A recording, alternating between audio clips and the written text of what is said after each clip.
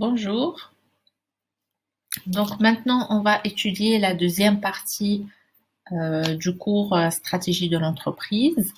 Cette partie concerne la position stratégique et on va étudier en particulier l'analyse macro-environnement. Donc les objectifs de cette partie, on va étudier les points suivants.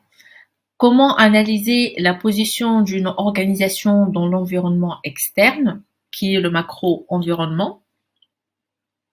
Décrivez la nature et le but d'une évaluation externe dans la formulation des stratégies.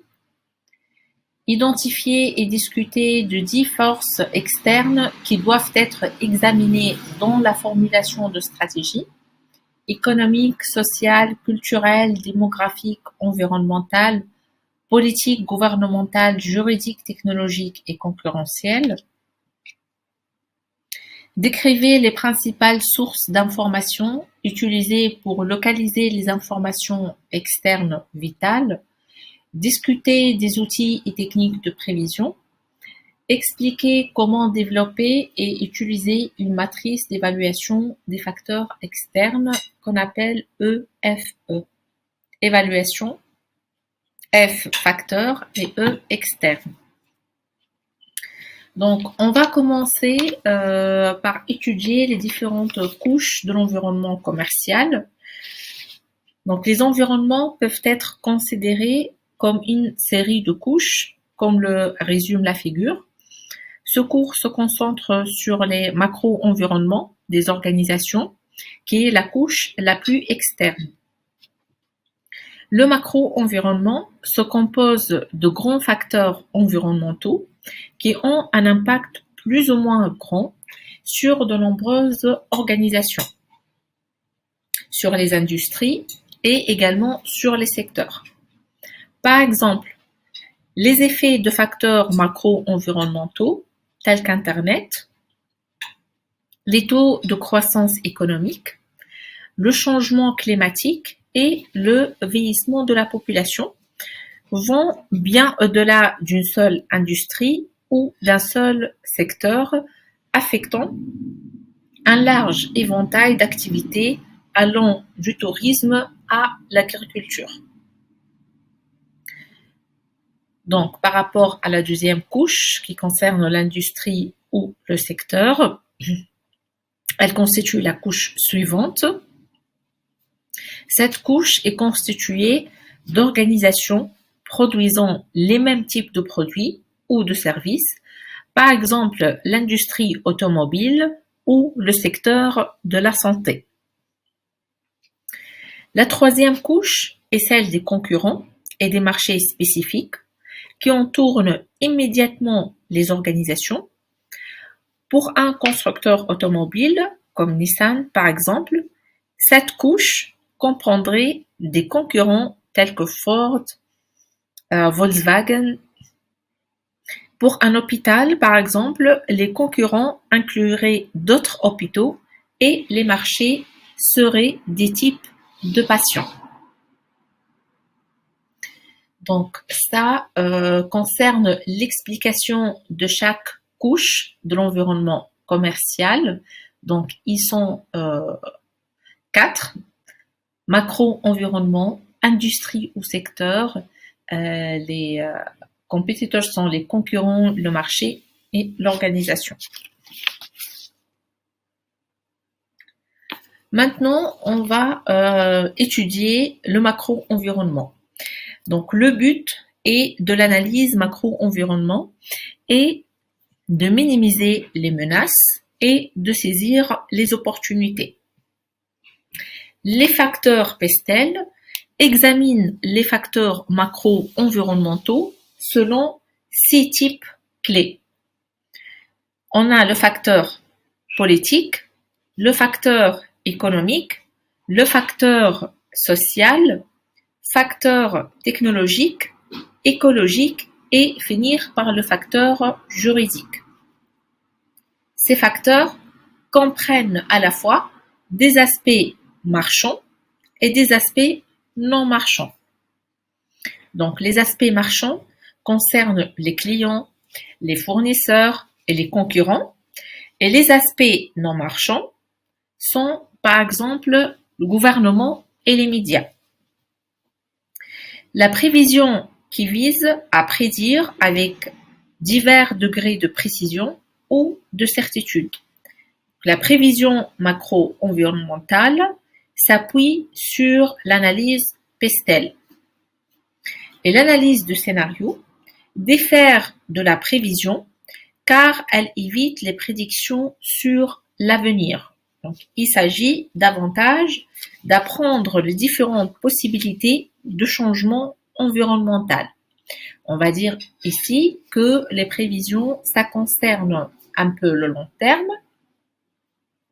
Par contre, les analyses de scénarios, ça concerne plutôt le court terme.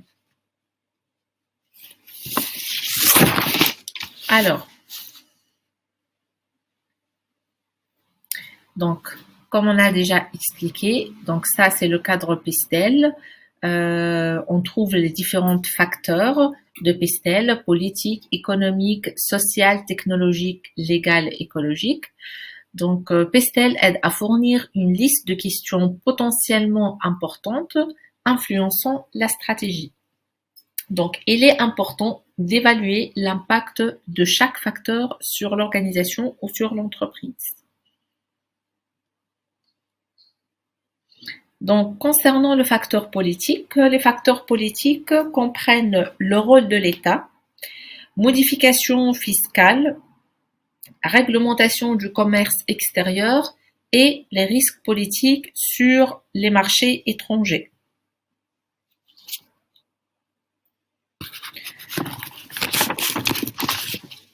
Alors, concernant le rôle de l'État. Donc, le rôle de l'État dans les activités de l'entreprise, par exemple, si une entreprise dans un milieu rural et qui a besoin d'une connexion Internet haut débit pour ses employés, l'État peut intervenir pour installer des antennes d'Internet. Ou par exemple, l'État instaure un lieu sain et un climat propice aux affaires pour les entreprises. L'État peut mettre en place aussi une autorité de la concurrence qui sanctionne les entreprises abusant de leur position pour empêcher l'arrivée de nouveaux concurrents. Donc, cette action permet aux entreprises de développer leurs activités et d'innover dans un contexte de concurrence loyale. Donc, là, ici, on a vu quel est le rôle de l'État afin de faciliter, on va dire, le travail de l'entreprise.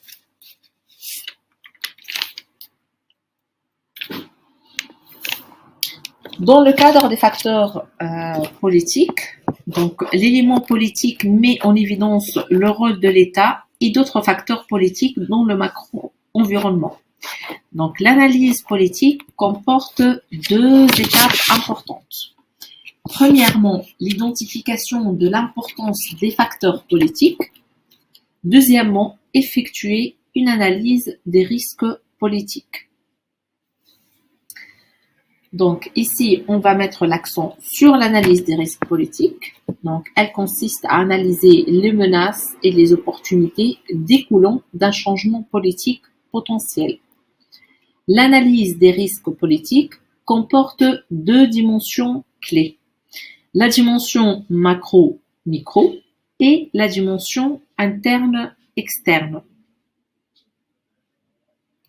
Alors, pour la première dimension, qui est la dimension macro-micro.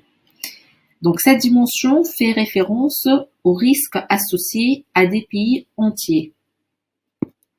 Les pays d'Europe occidentale sont généralement classés bas en termes de risques macro-politiques, car même les changements de gouvernement après les élections n'apportent pas généralement de changement fondamental. D'un autre côté, certains pays du Moyen-Orient se classent bien en termes de risques macro-politiques car les changements de gouvernement peuvent y être soudains et radicaux.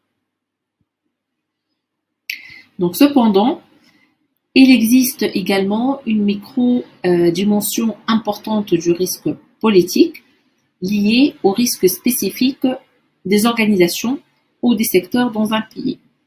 Donc, il est important de faire la distinction entre le risque macro-politique et le risque spécifique au niveau micro.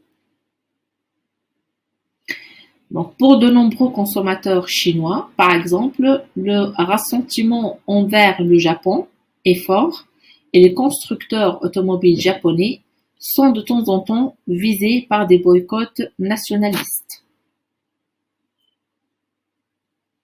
Donc, ici, on a expliqué donc comment évaluer le risque macroéconomique qui s'attache à un pays entier. Là, on est dans le cadre du macro.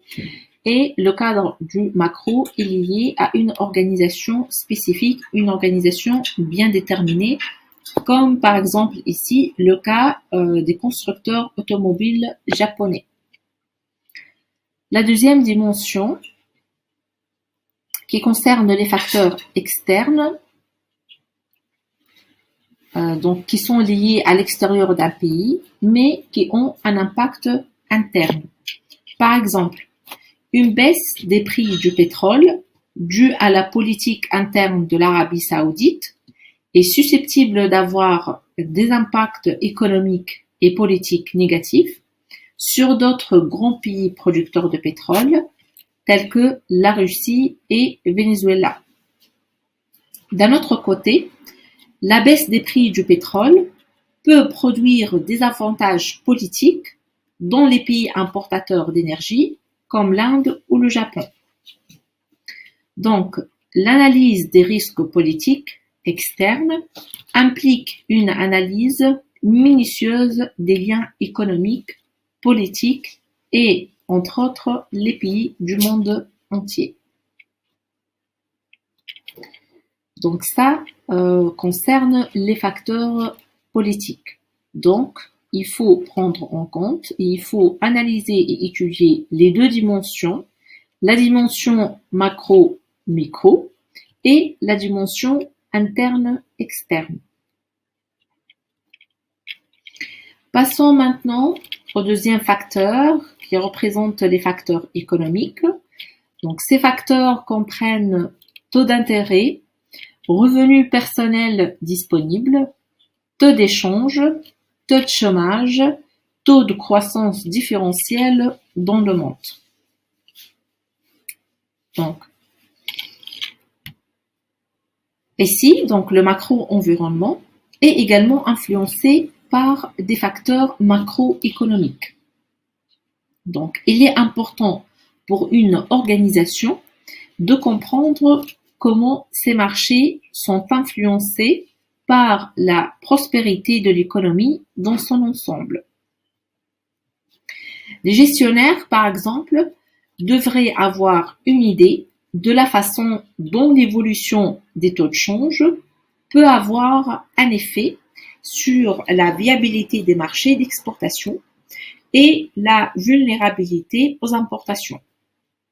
Donc, ils doivent être attentifs à l'évolution des taux d'intérêt au fil du temps, surtout s'ils doivent emprunter pour financer des investissements stratégiques. Donc, ils doivent comprendre comment les taux de croissance économique augmentent ou diminuent avec le temps.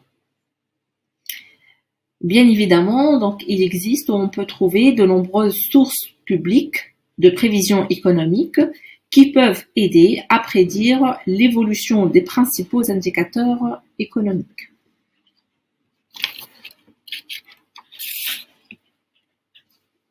Alors, maintenant, on va voir le PIB, donc le produit intérieur brut, qui est l'indicateur économique qui permet de quantifier la valeur totale de la production de richesse annuelle effectuée par les agents économiques résidant à l'intérieur d'un territoire. Donc, le PIB, ou le produit intérieur brut, vise à mesurer la richesse créée par tous les agents, privés et publics, sur un territoire national pendant une période donnée.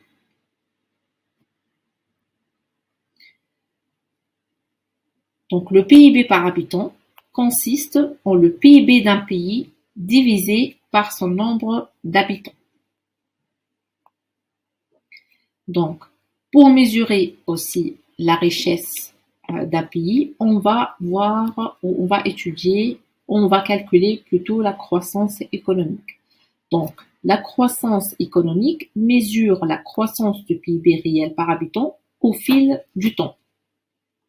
Les niveaux élevés actuels de PIB par habitant dans de nombreux pays sont le résultat d'une croissance économique rapide au cours des 2 derniers siècles. Une croissance économique soutenue repose sur le progrès technologique généralement. Donc la technologie a vraiment contribué à la croissance économique. Maintenant, il existe des différences considérables dans les taux de croissance historiques des différentes économies, qui sont en grande partie responsables de leurs différences dans les niveaux de PIB par habitant. La croissance économique est un outil puissant de réduction de la pauvreté. Donc, si on va par exemple comparer le PIB entre deux pays différents, entre les États-Unis et l'Inde par exemple, ce n'est pas pareil. Donc, on voit une différence d'évolution de PIB dans les deux pays. Donc, le taux de croissance ou la variation de la croissance varie d'un pays à un autre. Ça dépend de plusieurs facteurs. La croissance économique continue aux États-Unis a entraîné une augmentation significative du PIB par habitant et un niveau de vie beaucoup plus élevé.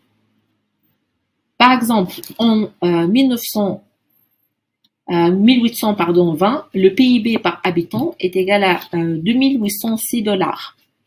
En 1950, le PIB par habitant a augmenté jusqu'à 14 655 $.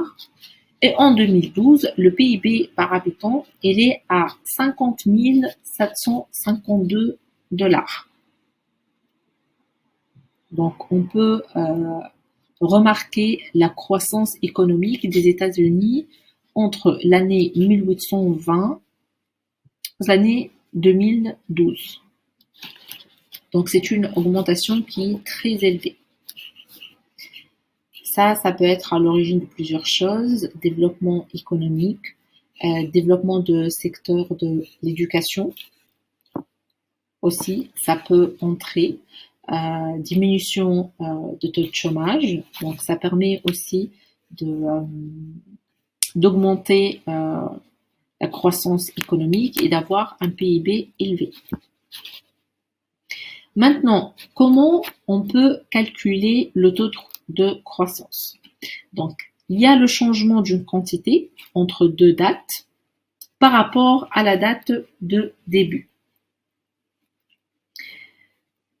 Donc, choisissons deux dates T et T plus 1 et désignons le PIB par habitant à ces dates par Y.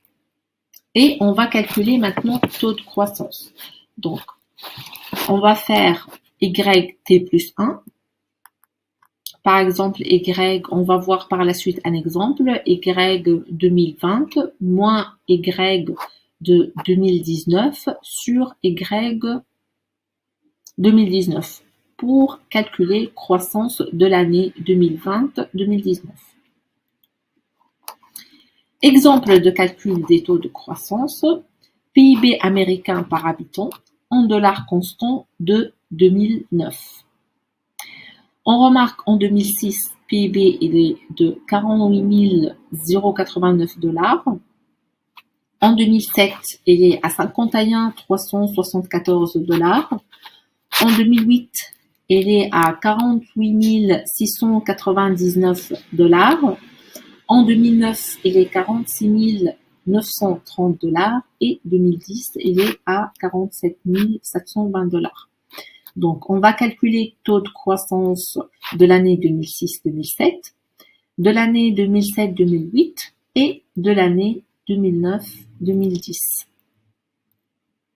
Donc, pour l'année 2006-2007, on a fait le PIB de l'année 2007 moins le PIB de l'année 2006 et on a divisé cette différence par rapport à PIB de l'année 2006. Donc, on remarque qu'il y a une augmentation, une croissance économique de 6,8%. On a fait le même calcul pour l'année 2007-2008. Là, il n'y a pas de croissance, il y a le contraire, diminution économique de 50,2%. Donc, c'est moins 5,2%. Et pour l'année 2009-2010, il y a une augmentation de 1,7%. Donc, c'est comme ça qu'on peut calculer le PIB au taux de croissance d'une année à une autre.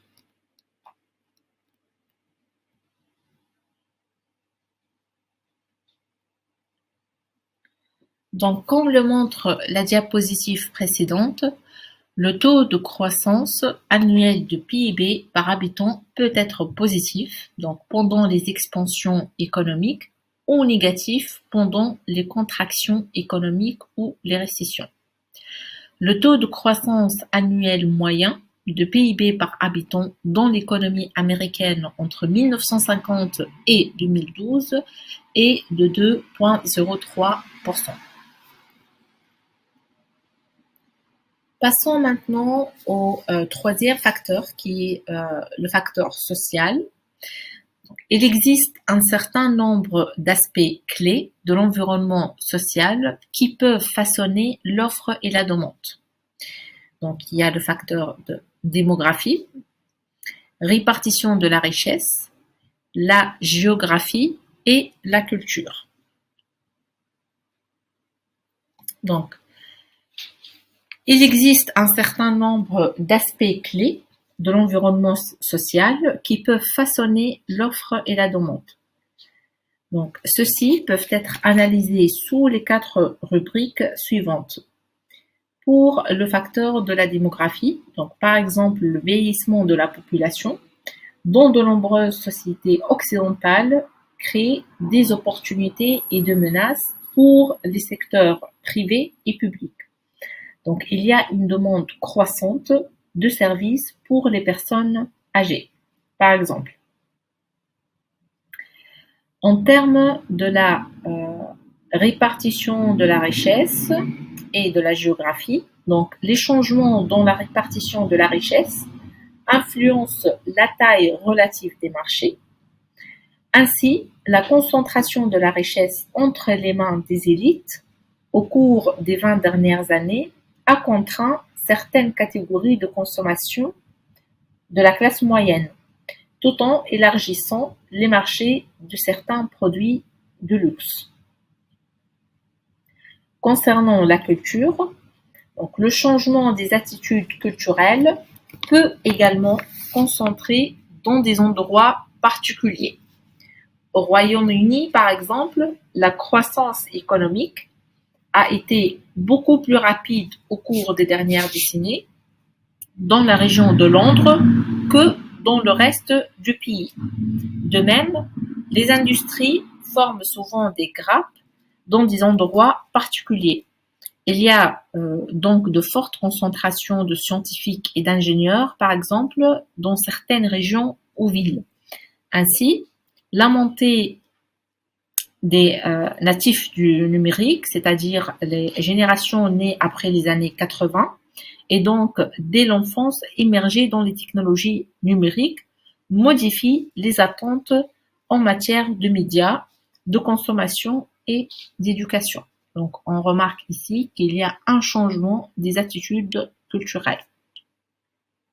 Et ces changements impactent bien évidemment sur le facteur social.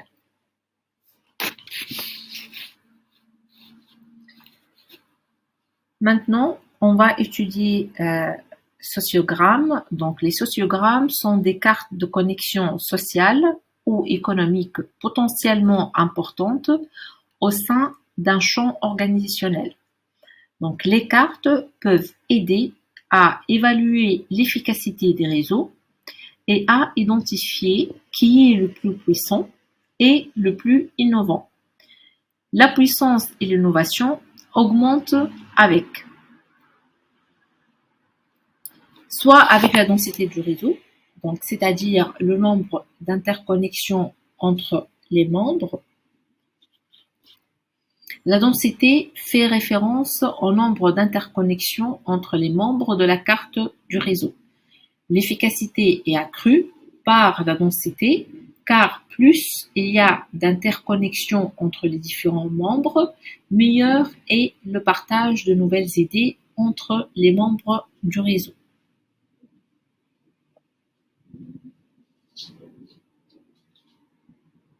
Donc, la densité du réseau augmente généralement l'efficacité du réseau. Donc, si l'entreprise, par exemple, a plusieurs contacts avec des autres entreprises, ça va lui aider à avancer. C'est-à-dire, si une entreprise elle est spécialisée dans un secteur bien déterminé, elle aura besoin des compétences complémentaires d'une autre entreprise pour réaliser un objectif bien déterminé. Si l'entreprise n'est pas experte en technologie, elle peut faire appel ou elle peut contacter une entreprise qui est experte en technologie afin d'atteindre l'objectif visé.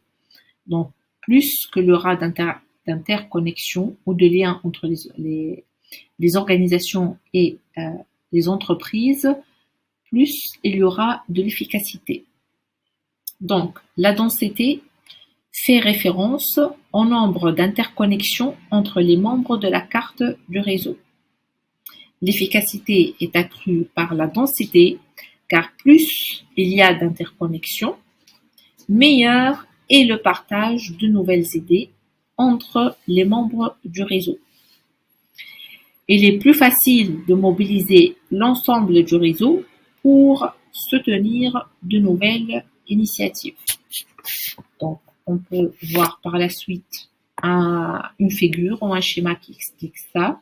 Mais pour la densité de réseau, plus l'entreprise a plusieurs contacts, a un réseau qui est vraiment développé, un réseau dense, plus qu'elle aura efficace, plus qu'elle va atteindre ses objectifs d'une manière efficace. Donc ça, c'est le premier type de réseau. Maintenant, on va passer aux positions de hub central. Donc, les positions des hubs centraux fournissent généralement de l'énergie au sein des réseaux. Un hub central relie de nombreuses organisations. Les concentrateurs ont du pouvoir parce que les membres du réseau comptent sur eux pour l'interconnexion avec les autres membres.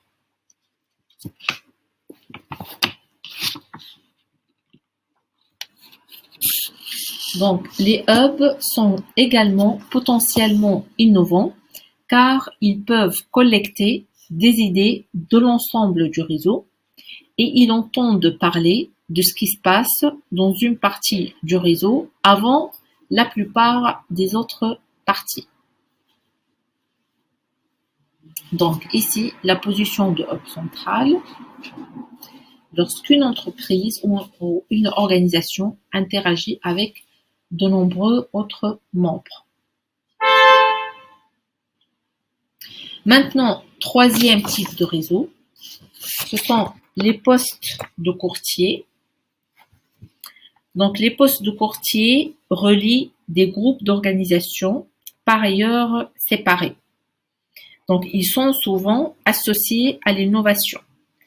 L'avantage des courtiers en matière d'innovation tient à leur capacité à relier les informations précieuses d'un groupe d'organisations aux informations précieuses de l'autre groupe, parce qu'ils assurent la connexion entre les deux groupes.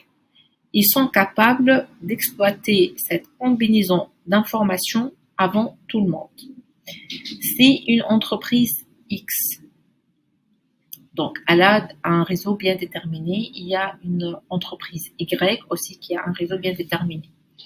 Mais l'entreprise X ne connaît pas l'entreprise Y et l'entreprise X a besoin des compétences de l'entreprise Y. Il y aura un intermédiaire qu'on appelle post-crotty qui va faire la liaison entre l'entreprise X et l'entreprise Y ou qui va faire connaissance entre les deux entreprises. Donc, ici, on trouve le schéma ou la figure de sociogramme des réseaux sociaux dans un champ organisationnel. On trouve le A, le B et le C. Donc, pour le premier type de réseau, qui est la densité du réseau. Donc ça correspond plus à C. Donc, densité du réseau, c'est le C. Le A, c'est le hub central. On trouve qu'il y a le A a des relations avec des entreprises, mais ces entreprises ne sont pas liées entre eux, pas comme le C. Le C, on trouve qu'il y a une interconnexion entre les différents membres. Donc C a des relations avec des entreprises et ces entreprises, ils ont des relations entre eux. Mais le A, il connaît des entreprises, mais ces entreprises n'ont pas un lien entre eux. Et le B, c'est les postes de courtier qui relient deux entités séparées comme le A et le C. Donc A ne connaît pas C, B, ça permet de créer le lien entre A et C.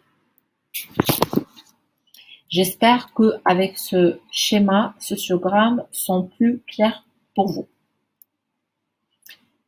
Maintenant, pour les facteurs technologiques. Donc, les facteurs technologiques comprennent les nouvelles découvertes et développements technologiques.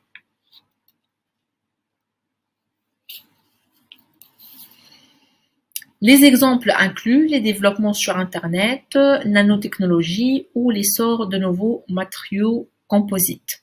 Donc, de nos jours, aucune entreprise ou industrie n'est aujourd'hui à l'abri des développements technologiques émergents.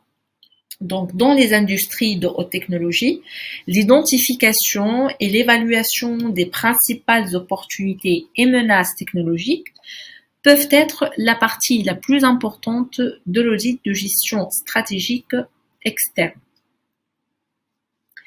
Donc, les forces technologiques, de nouvelles technologies telles que l'impression en 3D, on trouve les appareils mobiles, biotechnologie, robotique et intelligence artificielle qui alimentent l'innovation dans de nombreux secteurs et ont un impact sur les décisions de planification stratégique.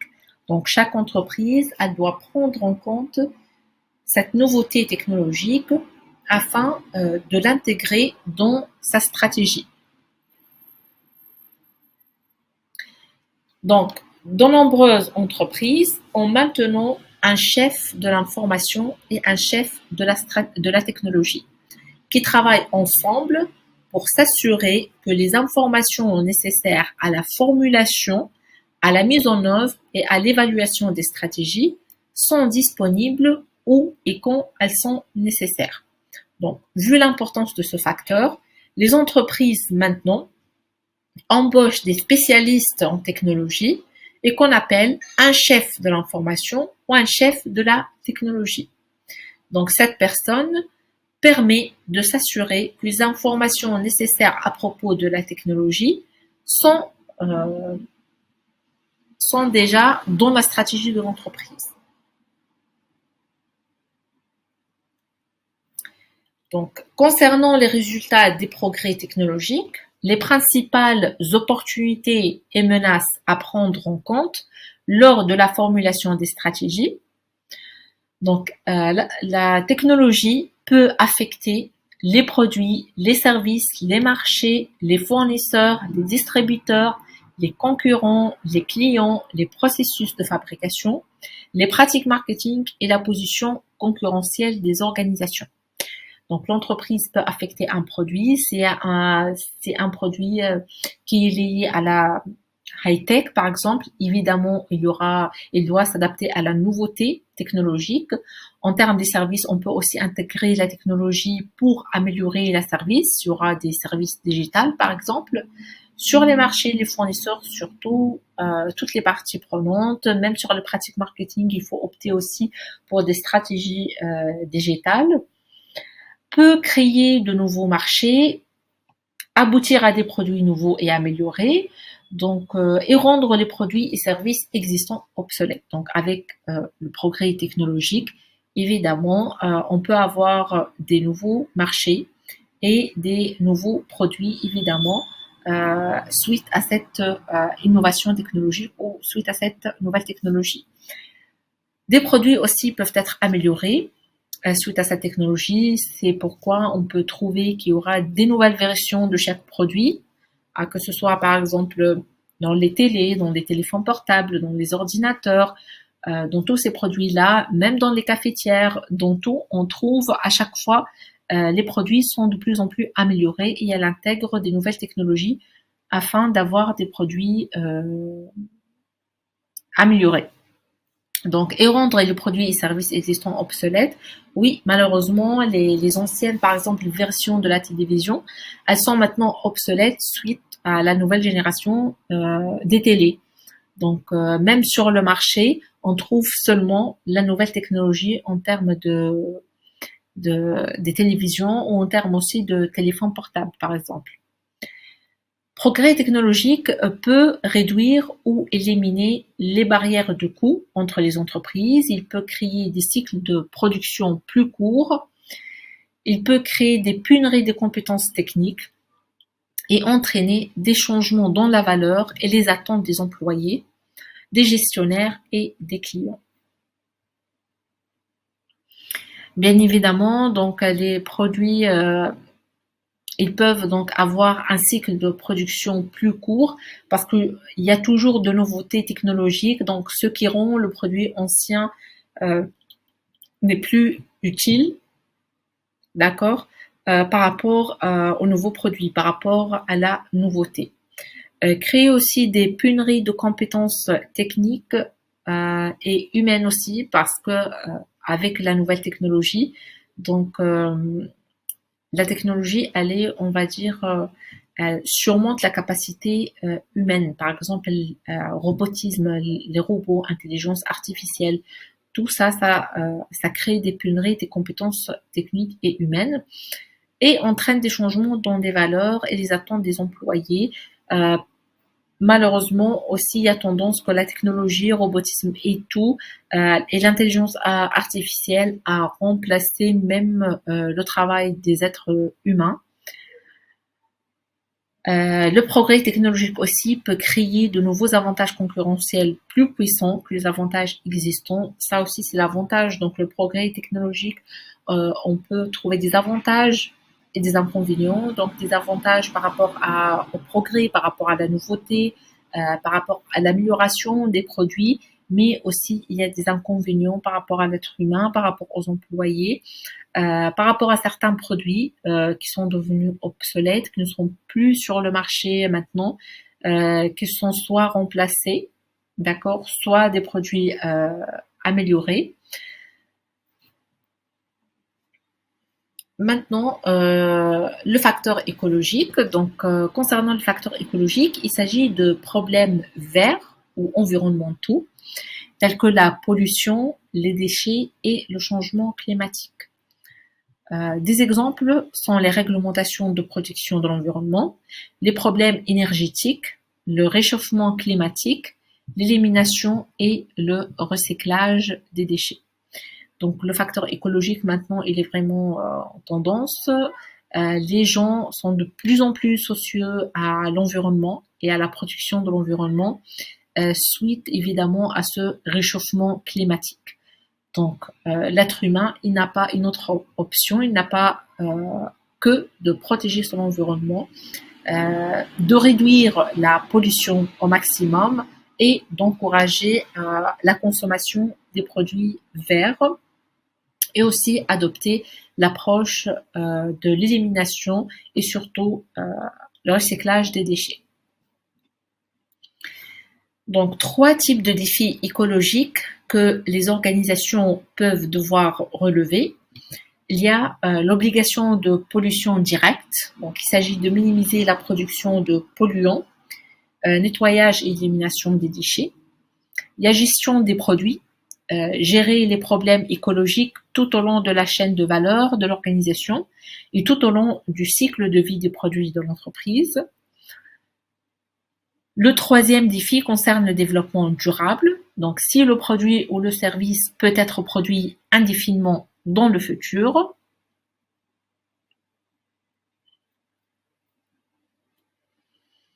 Le dernier facteur concerne le facteur juridique. Donc, les facteurs juridiques comprennent les réglementations du travail, de l'environnement et des consommateurs, les exigences fiscales et de déclaration, les règles de propriété, les règlements de la compétition et réglementation de la gouvernance d'entreprise.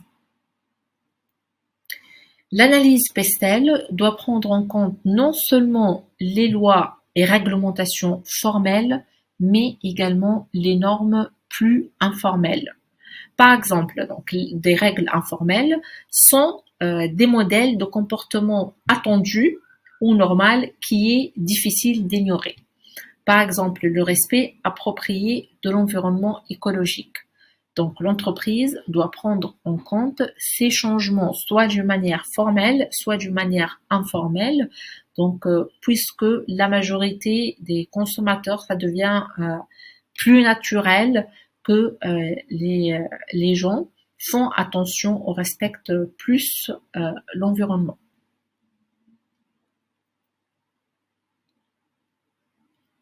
Donc, maintenant, on va expliquer les principaux moteurs du changement. Donc, quels sont les principaux moteurs de changement? Donc, ce sont les facteurs environnementaux susceptibles d'avoir un impact élevé sur les industries et les secteurs et sur le succès ou l'échelle des stratégies. En règle générale, les principaux moteurs varient selon le secteur ou le marché. Par exemple, les détaillants sont préoccupés par les changements sociaux et le comportement des clients qui ont conduit à une transition vers les achats hors de la ville.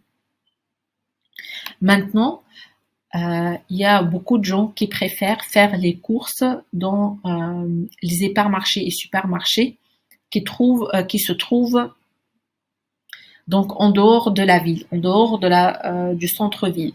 Donc ils préfèrent aller encore plus loin pour faire leurs courses pour plusieurs raisons, parce que c'est moins cher, parce qu'il y a un parking, ils peuvent se garer tranquillement. Pour plusieurs raisons, donc ils préfèrent faire leurs achats, faire leurs courses hors de la ville. Et donc les entreprises ou les détaillants, c'est-à-dire les supermarchés, les hypermarchés et les grandes enseignes, donc ont pris en compte ce changement social et ce changement du comportement, et ils ont implanté des hypermarchés donc hors de la ville, qui se trouvent loin du centre-ville. Donc, utilisation du cadre Pestel. Donc, il faut appliquer d'une manière sélective. Donc, il faut identifier les facteurs spécifiques qui ont un impact sur l'industrie, le marché et l'organisation en question. Donc, il faut prendre en considération les facteurs qui peuvent impacter l'industrie et l'entreprise. Identifier les facteurs qui sont importants actuellement, mais considérer également ceux qui deviendront plus importants dans les prochaines années. Ça, c'est très important pour être dans l'approche proactive et ne pas être dans l'approche réactive. Il est important d'identifier les facteurs qui sont importants actuellement, c'est-à-dire le court terme, pas seulement le court terme, mais aussi sur le moyen et le long terme. Il faut considérer les facteurs des prochaines années.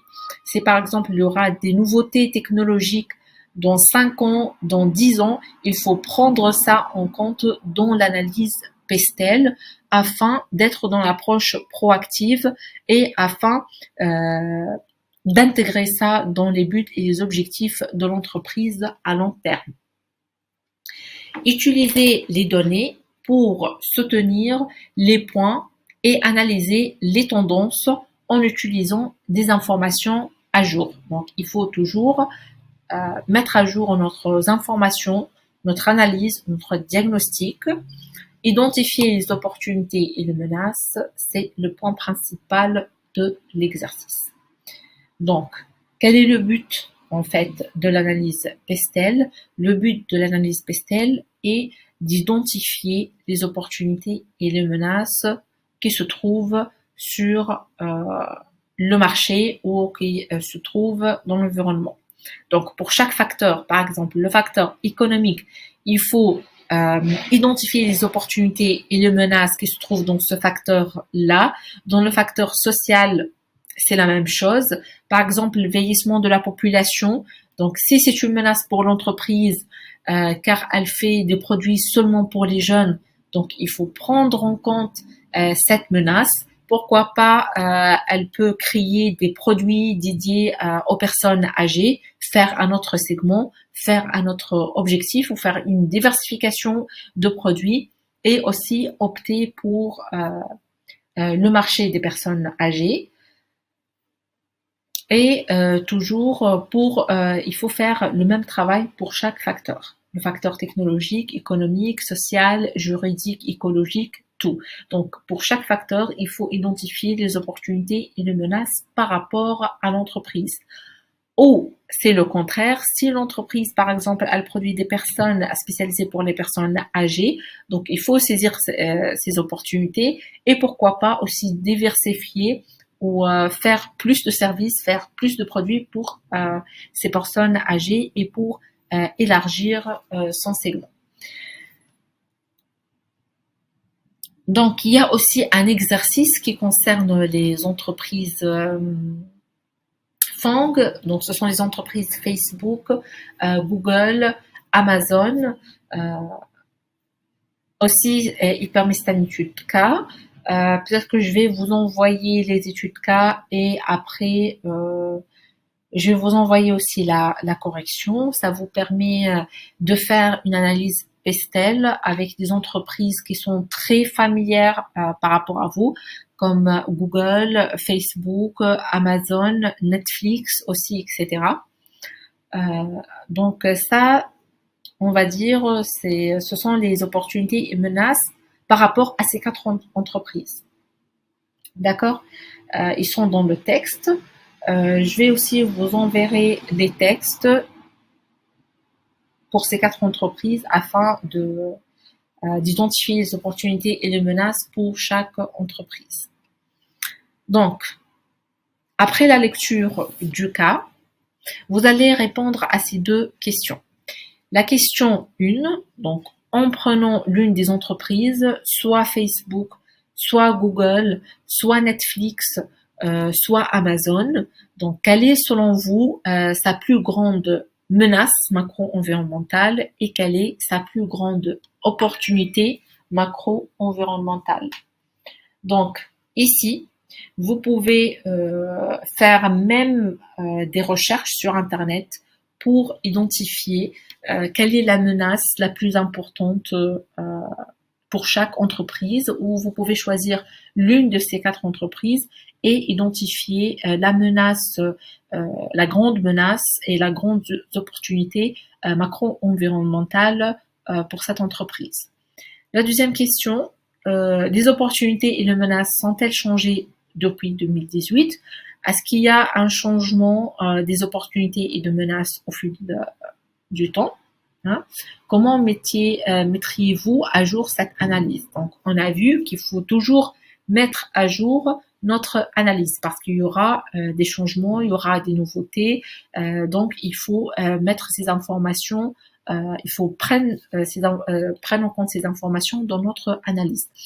Donc, par la suite, après la détection des différentes opportunités et menaces pour l'une de ces entreprises, vous allez faire une petite recherche pour voir est-ce qu'il y a un changement de ces opportunités et de ces menaces depuis 2018.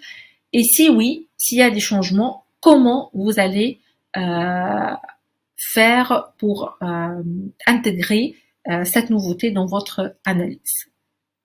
Je vous donne un exemple qui est très courant. Par exemple, le Covid. Le Covid, il est depuis 2019. Hein, Covid-19. Donc, quels sont ces changements depuis cette crise sanitaire et comment vous allez mettre, par exemple, ce facteur dans votre analyse. Maintenant, on va faire un petit résumé, donc comme la première partie.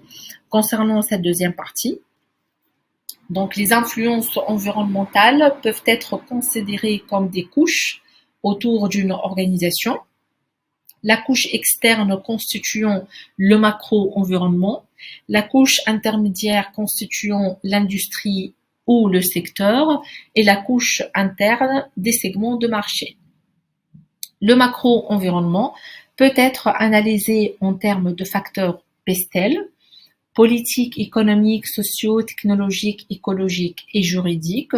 Donc, une analyse PESTEL permet d'identifier les principaux moteurs de changement qui doivent être abordés dans la stratégie. Ici aussi, il y a un deuxième étude cas qui est l'étude cas Alibaba. Donc, si vous souhaitez, je peux aussi vous enverrer ce cas et vous allez répondre à ces deux questions. Donc, la première question concerne l'analyse PESTEL et la deuxième question concerne le sociogramme. Maintenant, donc, on va continuer avec les prévisions. D'accord? Quels sont les outils et techniques de prévision?